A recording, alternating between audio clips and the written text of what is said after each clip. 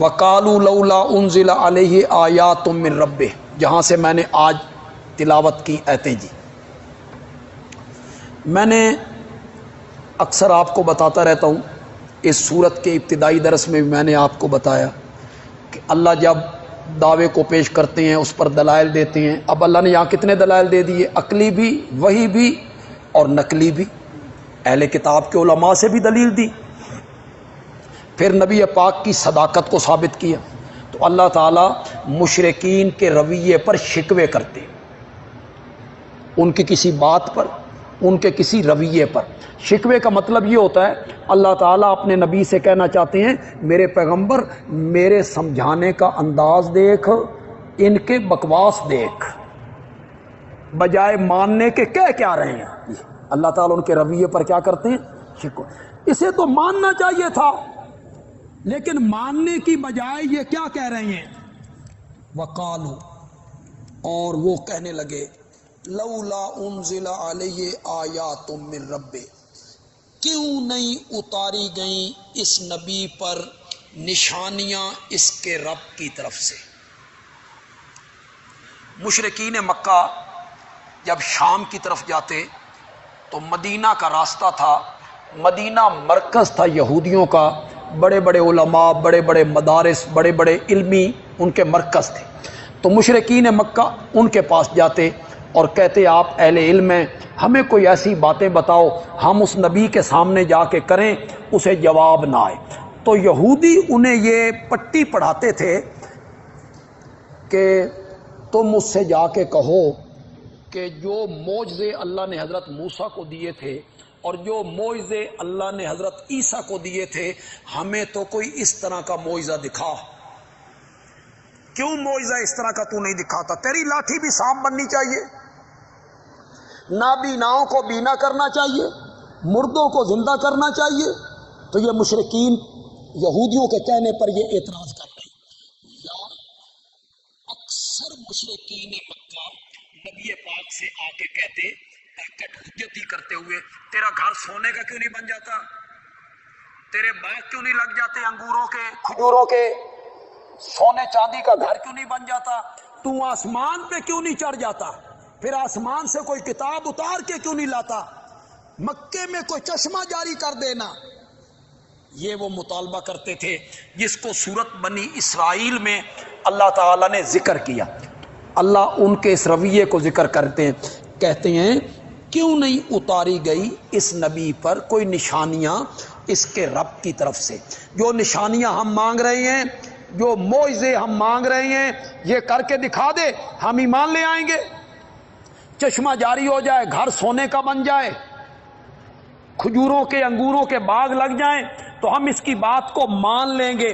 کل میرے پیغمبر ان کے شبے کے جواب میں آپ کہیں انما الآیات عند اللہ، معجزے سارے کے سارے اللہ کے اختیار میں ہیں، یعنی معجزے کا دکھانا میرے اختیار میں نہیں ہے۔ تم جو کہہ رہے ہو کہ یہ دکھا دے، یہ دکھا دے، یہ کوئی میرے بس میں ہے، میرے ہاتھ میں ہے۔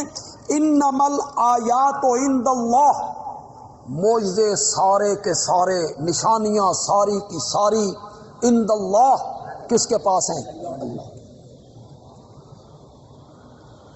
انما انا نذیر مبین، میں تو ہوں ڈرانے والا کھلم کھلا۔ میرا کام ہے تبلیغ کرنا، آگاہ کرنا، خبردار کرنا، تمہیں بتانا۔ یہ معجزے دکھانا اور تمہارے منہ مانگے معجزے دکھانا یہ میرے اختیار میں نہیں۔ اس آیت کو نوٹ کریں، اس آیت کو ذہن میں رکھیں۔ میں نے کئی مرتبہ کہا، بلکہ میں نے اس عنوان پر تقریباً 10-12 جمعے کے خطبات دیے تھے پچھلے سال غالباً، کہ جو معجزہ ہے نبی کا معجزہ، یہ فعل کس کا ہے؟ اس کو میں نے 10-12 خطبات میں اس کو بیان کیا۔ کیوں کیا؟ اس لیے کیا کہ جتنے لوگ شرک کی راہ پہ چلے، یا جتنے لوگ آج بھی شرک کی راہ پہ چل رہے ہیں، جتنے لوگ شرک کی دلدل میں پھنسے اس کا سبب بنا علماء کا یہ سمجھانا، نبیوں کے معجزے بیان کر کے اختیار ثابت کرنا، یہ سبب بن گیا۔ آپ سمجھدار لوگ ہیں، پڑھے لکھے لوگ ہیں، طالب علم بھی ہیں، عیسائیوں کو دھوکہ کہاں سے لگا؟ عیسائیوں نے جو حضرت عیسیٰ کو الہ مانا، کہاں سے دھوکہ لگا؟ حضرت عیسیٰ کے معجزوں سے۔ مٹی کے پرندے بناتا ہے، سچ مچ کے پرندے بنا دیتا ہے، کوڑ کے مرض والوں کو درست کر دیتا ہے، اندھوں کو بینا کر دیتا ہے، مردوں کو زندہ کر دیتا ہے۔ انہیں دھوکہ لگ گیا کہ آنکھیں دینا حضرت عیسیٰ کے اختیار میں، شفا دینا حضرت عیسیٰ کے اختیار میں، تخلیق کرنا، کسی چیز کو بنانا حضرت عیسیٰ کے اختیار میں۔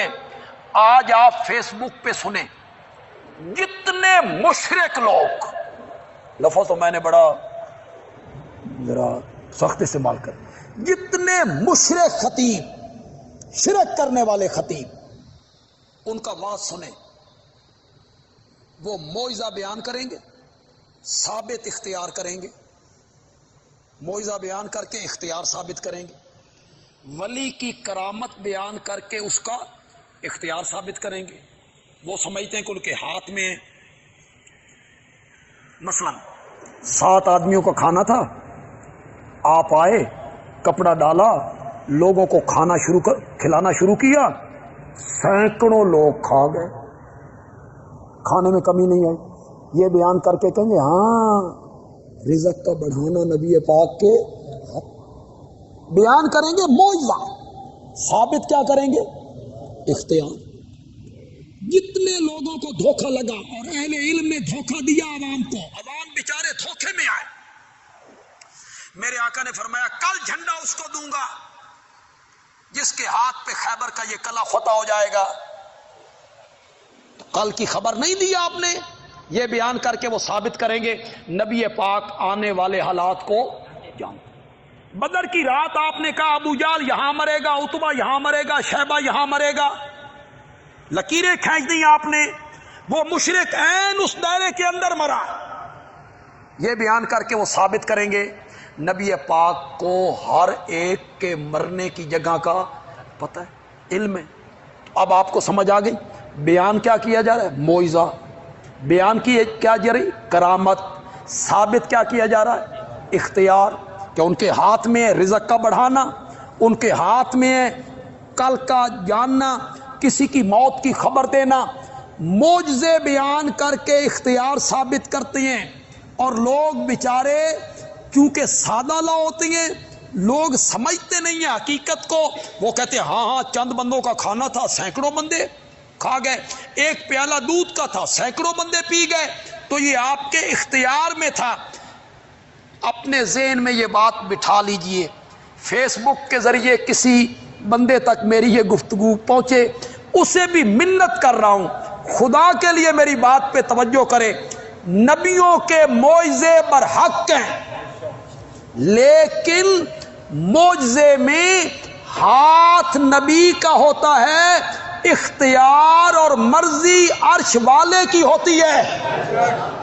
نبی کا اختیار نہیں ہوتا، معجزہ اس کے ہاتھ میں نہیں ہوتا۔ جب چائے دکھائے نہ، جہاں چائے دکھائے نہ، اس کے اختیار میں نہیں ہے۔ معجزے کا فاعل کون ہے؟ اللہ۔ معجزہ فعل کس کا ہے؟ اللہ کا۔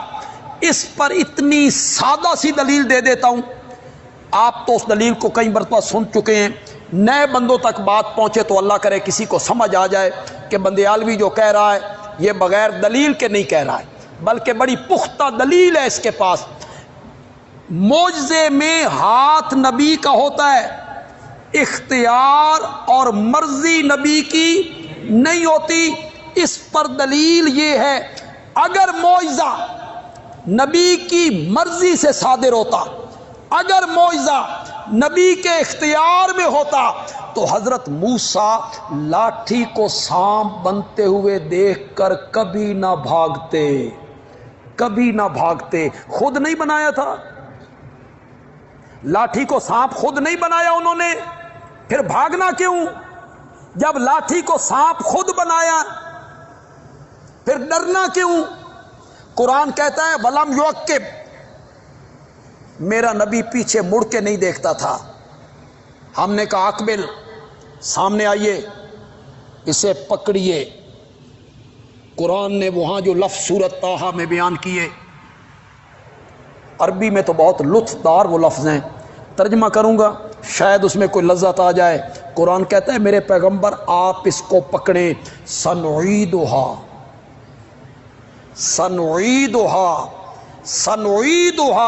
سیرتھا الاولیٰ، پکڑنا تیرا کام ہے اور پہلی حالت پہ لوٹانا ہمارا کام ہے۔ جی، اس کی نسبت کس کی طرف ہوئی؟ اللہ۔ تو جب معجزے میں ہاتھ پیغمبر کا ہے، اختیار پیغمبر کا نہیں، تو کرامت میں بھی ہاتھ پیر کا ہے، اختیار نہیں، مرضی اس کی نہیں، اس میں مرضی اور اختیار کس کا ہے؟ اللہ۔ ویسے اس طرح بھی کرامتیں ظاہر نہیں ہوتی جس طرح تھوک دے حساب نال تساں شروع کیتی ہوئی، اس طرح بھی نہیں ہوتی۔ کوئی مرغی زندہ کر رہا ہے، کوئی ہڈیاں زندہ کر رہا ہے، کوئی قبرستان کی بات کر رہا ہے، کوئی قبروں کے سوال جواب کی بات کر رہا ہے، انج نہیں کرامتاں ہوندیاں۔ ورنہ جتنے لوگ آپ بیٹھے ہیں پڑھے لکھے لوگ ہیں، کتابیں بھی پڑھتے ہیں، سیرت کی کتابیں بھی پڑھتے ہیں، حضرت ابو بکر صدیق رضی اللہ تعالیٰ عنہ کی کوئی کرامت آپ کے ذہن میں ہے تو بولو، شاباش بولو۔ حضرت ابو بکر کی کوئی کرامت، حضرت عثمان کی کوئی کرامت، بولو۔ ان سے بڑا ولی کون ہے؟ سارے ولی مل جائیں تو ان کے پاؤں کی خاک کا بھی مقابلہ نہیں کر سکتے، کوئی کرامت نہیں۔ اور کبھی کوئی کرامت ظاہر ہو جاتی ہے اور جس ولی کے ہاتھ پہ ظاہر ہو جائے نا، وہ لوگوں کو بتاتا بھی نہیں ہے، لیکن تم نے یہ سارے جھوٹ گھڑے۔ کتاب کون سی ہے؟ بہجت الاسرار۔ کبھی آپ نے نام سنا اس کا؟ کتنی معتبر کتاب، کرامتیں اس میں لکھی ہوئی ہیں، بہجت الاسرار میں، اس میں یہ کرامتیں لکھی ہوئی۔ تو ذہن میں بٹھائیے، جن لوگوں تک میری گفتگو پہنچ رہی ہے، پھر بندیالوی کہتا ہے میری منت مانو، اس پہ غور کرو۔ کرامتوں اور معجزوں کی وجہ سے تمہارے عقیدے خراب ہوئے، عقیدہ توحید میں خلل آیا۔ معجزے برحق ہیں، لیکن معجزے میں ہاتھ پیغمبر کا ہے، اختیار اور مرضی کس کی ہے؟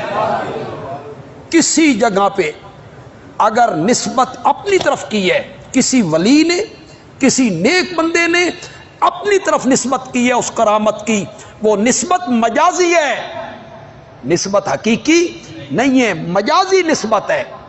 ورنہ اختیار معجزے میں اور کرامت میں کس کا ہے؟ اللہ۔ آگے اللہ نے ان کی بات کا بڑا خوبصورت جواب دیا، مزہ ہی آ گیا۔